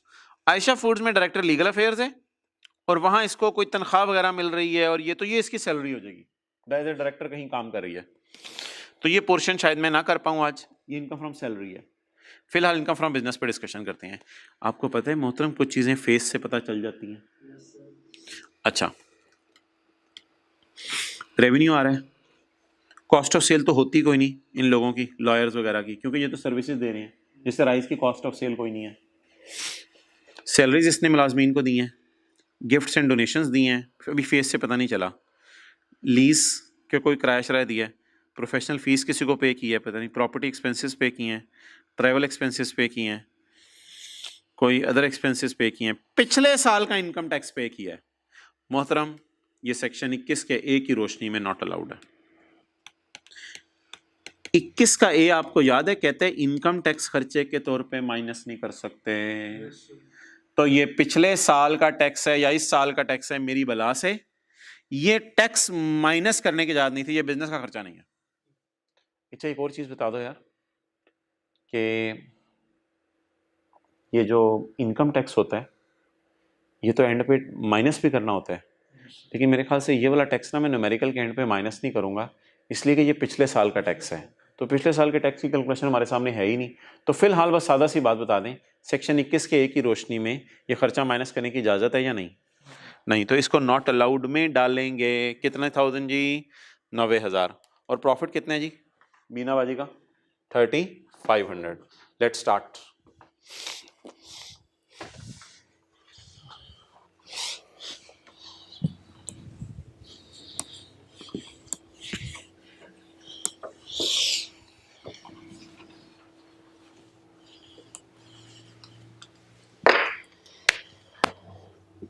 Working one, income from business, net profit बोलें जी कितने? 35 लाख जी, 35 लाख रुपए इसका नेट प्रॉफिट है। प्रॉफिट तक आते हुए क्या माइनस हो गया? Income tax. मैं रुपीज इन थाउजेंड में कर लेता हूं, कुछ चीजें ऐड करनी होती हैं और कुछ चीजें लेस। कितना ऐड करना है जी? 90। किस नाम से? छोड़ो यार नाम खुद लिख लेना, आप एड लेस तो समझ लेते हैं, ठीक, क्योंकि 5-10 मिनट में 10 मिनट में चाह रहा हूँ 10-12 मिनट में क्लोज कर दें। असल में पॉइंट 1 पे टाइम लग जाने, बाकी पॉइंट्स कोई जानदार नहीं है। यार रेवेन्यू में इंक्लूड है 750 की बैड डेट रिकवरी, जो कि कोई पिछले साल में बैड डेट हो गया था। असल में ना हमें आदत पड़ी हुई है बैड डेट रिकवरी में 3 फिगर्स से खेलने की।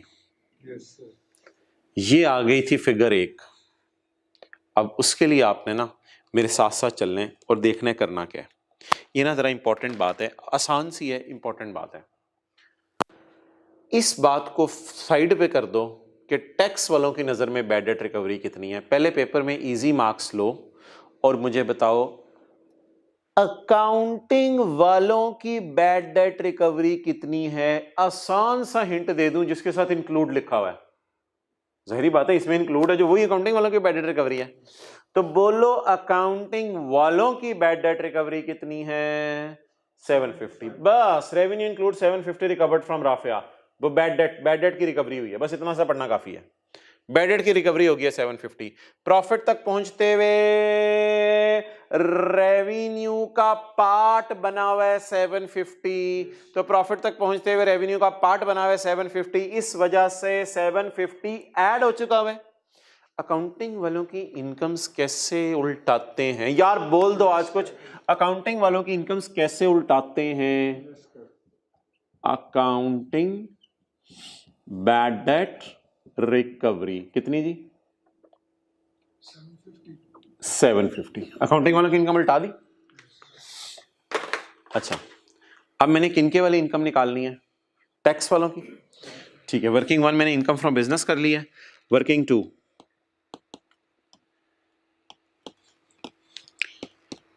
किनके वाली bad debt recovery?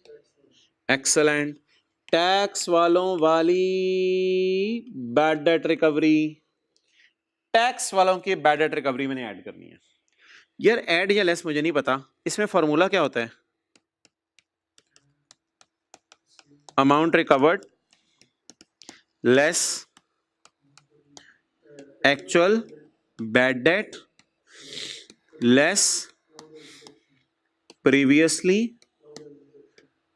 allowed as deduction। Done.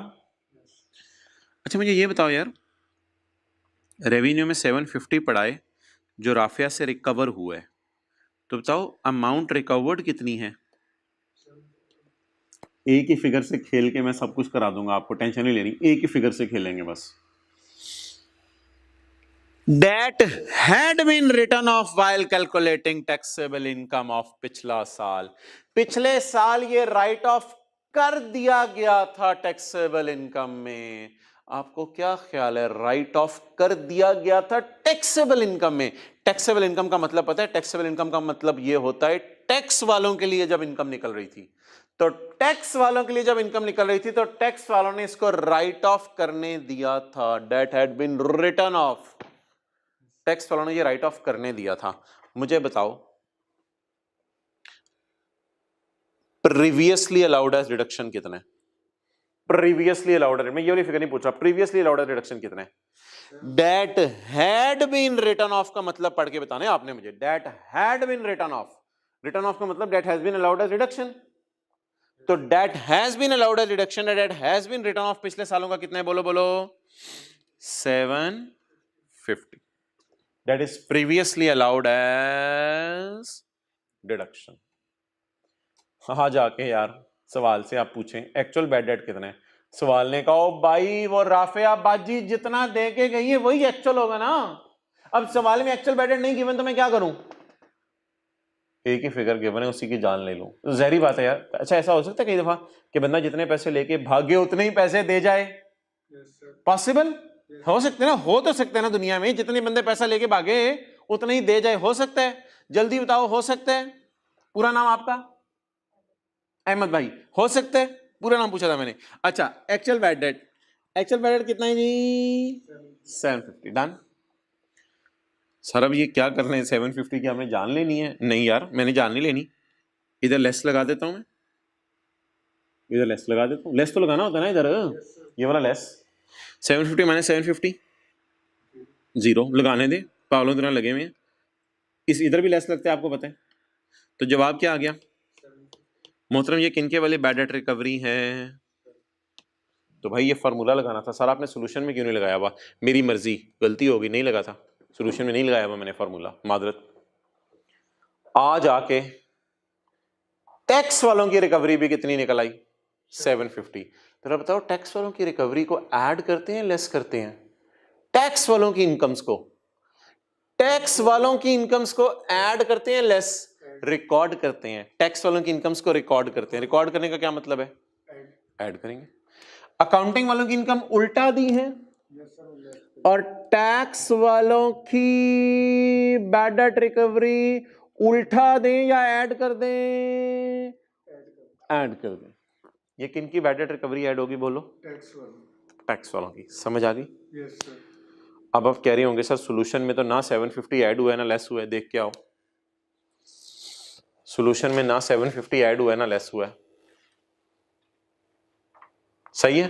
तो सोल्यूशन में हजरात आपने देख लिया ना 750, यही सफे सही है, सही है, सफे के टॉप पे दिया हुआ है ना 750 ऐड हो रहा है ना लेस हो रहा है। डन है, तो कोई मसला नहीं यार, सोल्यूशन में 750 ऐड और लेस आप खुद कर दो, जाके खुद कर देना जाके 750 ऐड और लेस। मैंने शायद सोल्यूशन में इसलिए नहीं किया कि इम्पैक्ट नील था, तो सारा मैं बताना तो था, ये था ना आपको सोल्यूशन में।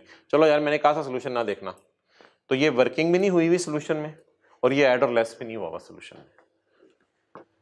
अच्छा सर ये क्या की है और इसमें क्या साइंस मारी है, इसमें कोई तब्दीली भी कभी आ सकती है? हाँ मैं बताता हूं तब्दीली कब आएगी। फर्ज करो यहां लिखा होता रेवेन्यू इंक्लूड 750, अच्छा पहले इतना रिवाइज कर लो। रेवेन्यू में 750 राफिया से आ चुका है, तो रिकवर कितना हुआ बोलो? आ चुका है तो रिकवर कितना हुआ? 750। ये मैंने राइट ऑफ कर दिया था टैक्सेबल इनकम निकालते हुए, तो टैक्सेबल इनकम तो टैक्स वालों की नजर से निकालती है, तो राइट ऑफ से मुराद डिडक्शन अलाउड लिख लो। राइट ऑफ से मुराद डिडक्शन अलाउड, ये माइनस हो गया टैक्स वालों की नजर में। अगली बात, एक्चुअल बैड डेट कितने वो सवाल नहीं बता रहा, तो यार इतने ही लेके भागी होगी ना, उसको हमने कुछ सर्विसेज दी थी लॉयर की, पैसे लेके भागी। क्लियर? अब मेरा सवाल आपसे ये है मोहतरम कि इसमें चेंज क्या आ सकती है? चेंज इसमें यह आ सकती है कि यहां लिखा होता है debt had not been written off, कि हम राइट ऑफ नहीं कर सके टैक्सेबल इनकम निकालते हुए। टैक्सेबल इनकम किसके लिए निकाली जाती है? टैक्स वालों के लिए। हम राइट ऑफ करना चाह रहे थे नहीं कर सके। अगर ये लिखा होता debt had not been written off, तो मुझे बताओ कौन सी फिगर बदलती, कौन सी फिगर बदलती? रिकवर तो इतना ही होता, एक्चुअल भी बैड डेट वही है, कौन सी फिगर बदलती? What is previously allowed as deduction? Zero, zero हो जाती, और 750 माइनस जीरो 750, और इसका जवाब आ जाता जीरो। तो फिर हम कुछ ऐड ना करते। तो अब जरा सारी बात की समरी सुन लो। जब कभी एक अमाउंट आ जाए ना, तो देखो कैसे खेलना है। अकाउंटिंग वालों की रिकवरी उल्टानी है पहले आपने, वो बात अलग है, अकाउंटिंग वालों की रिकवरी उल्टा देनी है। फिर टैक्स वालों की रिकवरी, टैक्स वालों की रिकवरी वो निकालने के लिए आपने ये 750 उसी तरह लिखना है, छापा मार लेना है, ये 750 भी उसी तरह लिख लेना है, ये बेचाक रट्टा मार लो, ये दोनों फिगर्स लिख लेनी है आपने एज इट इज। इधर अगर प्रीवियसली अलाउड एज डिडक्शन या रिटर्न ऑफ हो, प्रीवियसली अलाउड एज डिडक्शन या प्रीवियसली रिटर्न ऑफ, तो फिर वही 750 यहां लिख देना। और अगर लिखा हो previously not allowed as deduction, तो फिर 750 की जगह यहां क्या आ जाएगा? जीरो। डन। लेकिन फिलहाल मैं कितना ही लिखूंगा? 750, क्योंकि हमारे सवाल में ये है ना। तो ये वर्किंग आप लोगों ने नोट करनी है, तो कर ले, कर लिए साथ साथ नोट।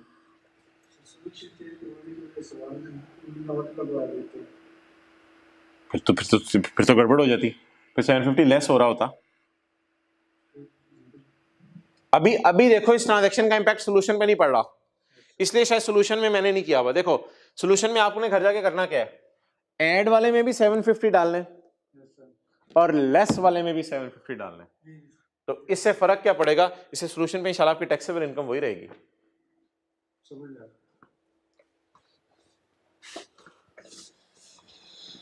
अच्छा आगे पढ़ो। सैलरी में 50,000 रुपया उसकी अपनी सैलरी है यार, ये तो आपको पता है नॉट अलाउड ऐड हो जाएगी। 50,000 जरा 12 करके, और उसके भाई की सैलरी है, और भाई बिजनेस मैटर्स को देखता है, तो भाई की सैलरी अलाउड होगी, इसमें कोई मसला नहीं। उसकी सैलरी कितनी है? 50,000। तो बीना की अपनी सैलरी तो मोहतरम इग्नोर करेंगे हम, 50,000 यानी नॉट अलाउड करेंगे। 50,000 जरा 12 इग्नोर नहीं करेंगे, मादरत नॉट अलाउड करेंगे। कितना हो गया? 600। ये बीना की सैलरी ऐड हो जाएगी, क्योंकि ये ड्राइंग नेचर रखती है। यार एक बात याद रखना, गिफ्ट्स ना सेक्शन 21 में नॉट अलाउड की लिस्ट में नहीं है। और एक बात और भी याद रखना, गिफ्ट देना बिजनेस का नॉर्मल खर्चा होता है। स्कूलों में बच्चों को प्राइजेस दिए जाते हैं, वो बिजनेस का नॉर्मल खर्चा है यार गिफ्ट। और कॉलेजेस वाले बच्चों को प्राइजेस बांटते हैं, बिजनेस का नॉर्मल खर्चा है गिफ्ट। सिमिलरली याद रखना, बड़ी बड़ी ऑर्गेनाइजेशंस अपने कस्टमर्स को गिफ्ट देती हैं, आपने सुना होगा बड़ी बड़ी ऑर्गेनाइजेशंस अपने कस्टमर्स को गिफ्ट देती हैं, तो वो बिजनेस का नॉर्मल खर्चा होता है, नॉट अलाउड की लिस्ट में नहीं है। तो गिफ्ट बिजनेस का नॉर्मल खर्चा है। गिफ्ट्स एंड डोनेशन, ओए होए होए होए, डोनेशन का देखते हैं किसको दिया जरा। Gift and donations include gifts to clients. Number 1, clients का मतलब कस्टमर्स जो उसके पास आते थे लॉ की सर्विस लेने, उनको गिफ्ट दिए। ओए होए अपने बेटे को गिफ्ट दे बैठी, यार ये तो ड्राइंग है, क्योंकि क्लाइंट्स तो बिजनेस से रिलेटेड है, सन तो घर में होता है ना, सूरज, बेटा बेटा तो घर में होगा ना। एंड डोनेशन बता दो अब। 1 लाख तो गिफ्ट्स टू क्लाइंट्स हैं, ये क्या होना चाहिए? अलाउड। 50,000 बेटे को गिफ्ट है, ये क्या होना चाहिए? Not allowed. 2.5 लाख डोनेशन है अप्रूव्ड इदारे को। यार डोनेशन ना मैंने आपको बताया था, अब छोटा सा न्यूमेरिकल पिछली क्लास में करा के, डोनेशन बिजनेस के खर्चे के तौर पे नॉट अलाउड है, लेकिन डोनेशन रीक्लासिफाई करके टैक्स माफ होगा, तो बिजनेस के खर्चे के तौर पे तो नॉट अलाउड है ना, तो ये भी लिख लो नॉट अलाउड। अब बताओ नॉट अलाउड्स को क्या करते हैं, प्रॉफिट तक पहुंचते माइनस हो चुके हैं, क्या करें? ऐड कर दें। कितना? 50 बेटे वाला और 250। Okay next.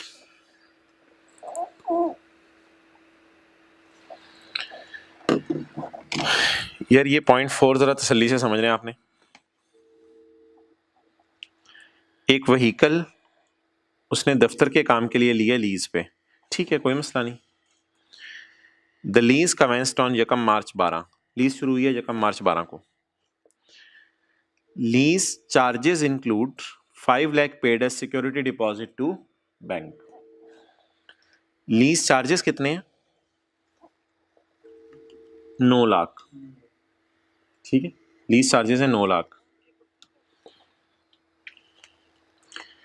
यार माजरत के साथ एक बात करूंगा, पहले तो लीज में ना सिक्योरिटी डिपॉजिट पड़ा है, सिक्योरिटी डिपॉजिट पड़ा है, ऐसे ही है ना, उसने लिखा सिक्योरिटी डिपॉजिट पड़ा है।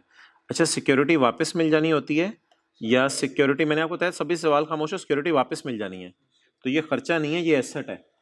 पिछली क्लास में भी बात हुई थी। सिक्योरिटी डिपॉजिट कितना है बोलो? 500।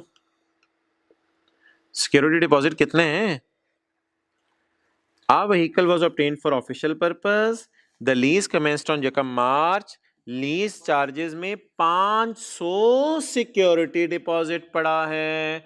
तो अगर लीज चार्जेस में 500 सिक्योरिटी डिपॉजिट पड़ा है तो बाकी 400 क्या पड़ा है ये मैं बहस बाद में करता हूं। फिलहाल मुझे 500 के बारे में बता दो, 500 का क्या करना है? ये अलाउड है, नॉट अलाउड है? बता दो जल्दी। नॉट अलाउड है। नॉट अलाउड का क्या करते हैं? ऐड कर देते हैं। तो प्रॉफिट तक पहुंचते हुए सिक्योरिटी डिपॉजिट माइनस हो चुके हैं, इसे क्या कर दें? ऐड कर दें security deposit.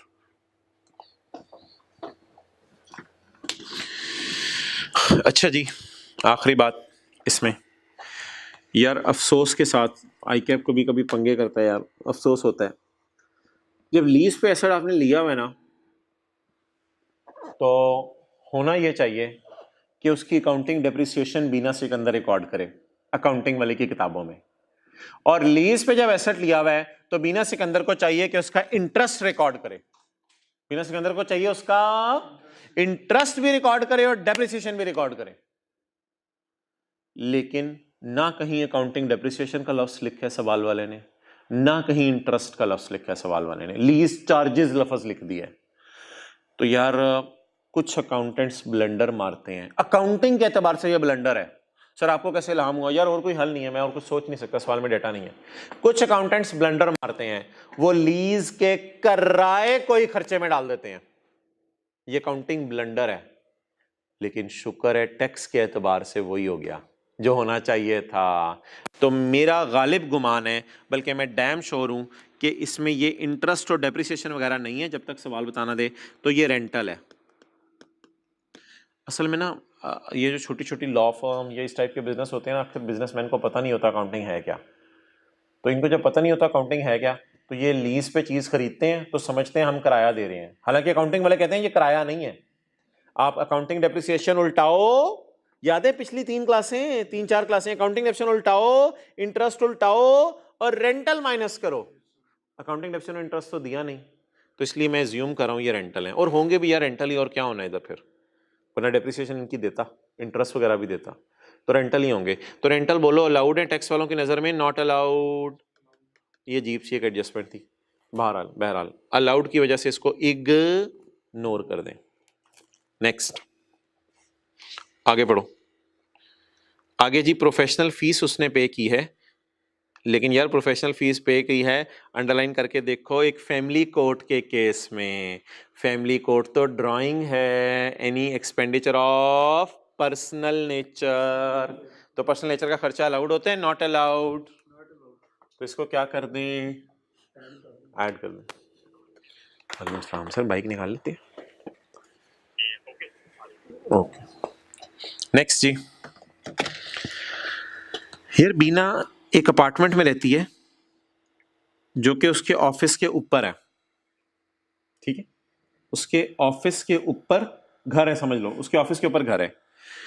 2/5 of the property के खर्चे रिलेट टू अपार्टमेंट। प्रॉपर्टी के खर्चे दिए मैं सवाल में, देखो जरा, प्रॉपर्टी के खर्चे, प्रॉपर्टी के खर्चे सवाल में दिए हुए हैं माय डियर। कितने हैं प्रॉपर्टी के खर्चे बोलो यार? 4 लाख। प्रॉपर्टी के खर्चे बोलो 4 लाख। 0.5 में क्या बताया हुआ है? नहीं, उल्टा हो गया। प्रॉपर्टी के खर्चे 3.5 लाख हैं। प्रॉपर्टी के खर्चे कितने हैं? 3.5 लाख। मैं एक लफ्ज बोलने लगा हूं, 2/5 ऑफ प्रॉपर्टी के खर्चे उसके अपार्टमेंट के हैं। अपार्टमेंट है दफ्तर के ऊपर, तो अपार्टमेंट से मुराद तो यहां मुझे घर लग रहा है। शी लिव्स, तो बता दो इसमें कितने पर्सनल खर्चे हैं? 2/5। तो 350 इंटू 2/5 नॉट अलाउड होंगे। कितना आया?